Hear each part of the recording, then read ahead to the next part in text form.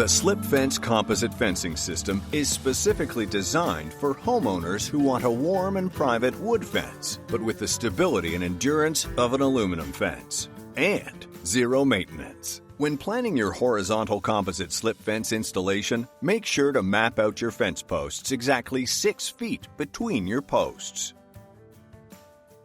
Dig an 8-inch diameter post hole, 48 inches deep, and fill the bottom with a few inches of gravel if required for drainage. Colder climates may require a deeper post hole.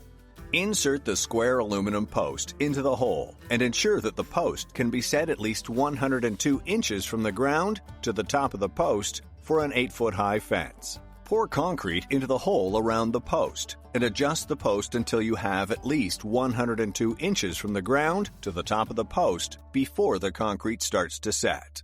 Next, lay one 6-foot composite board flat on the ground for spacing between the posts. Then, do the same to set the next posts in the fence line. While the concrete is still wet, level each post on both X and Y axis. Repeat this same procedure for all posts in your fence project.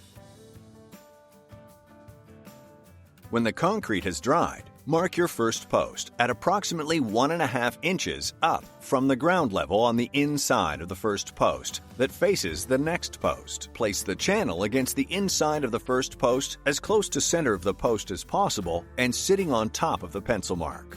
Level this channel in the center of the post. Then, fasten the channel to the post with the flathead stainless self-drilling screws provided in the kit with a number 3 Phillips drive. Once the first channel is fastened to the first post, rest the top grooved rail included in the kit on top of the first channel. And, by using a speed square resting against the next post, raise the other end of the rail up to level and mark the second post on the inside with a pencil. And this is the top level mark for the second channel to be fastened to the post. Then fasten the second channel to the second post with the 5 self-drilling screws provided. You should now have 2 channels facing each other between 2 posts that are exactly level with each other. Next, measure the exact distance between posts and subtract 1/4 inch for the thickness of the channels. And with a metal blade on your miter saw, cut the bottom rail to this length. The bottom rail will then fit into the channels between the posts. Insert the bottom rail that has both a tongue and a groove,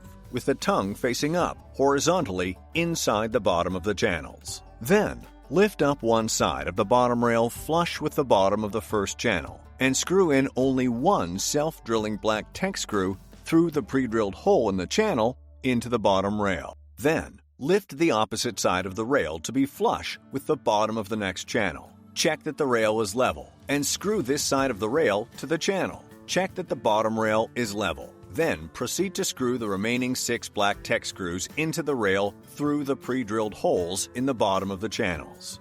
If you're on a slope and are stepping some sections, you can either use earth dug out from the post hole or shorten up the sections that are on the slope to reduce the gap between the ground and the bottom of the fence. Once all 8 screws have fastened the bottom rail to the side channels, slip in the first board with the tongue facing up. Confirm the board is level, and then repeat this process for all sections in your fence project before loading more boards in.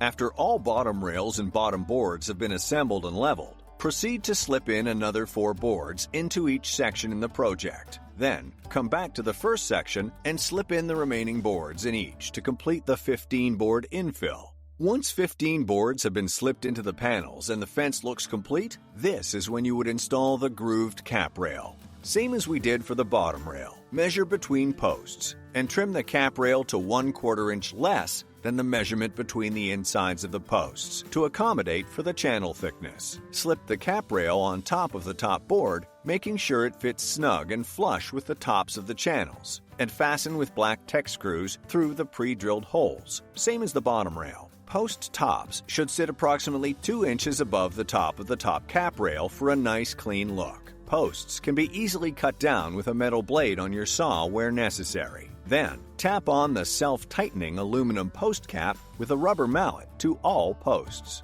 6-foot slip fence gates can be added anywhere in your slip fence project. What you have now is a warm and private slip fence, made from sustainable materials that will last a lifetime and continue to look as nice as the day it was installed for decades.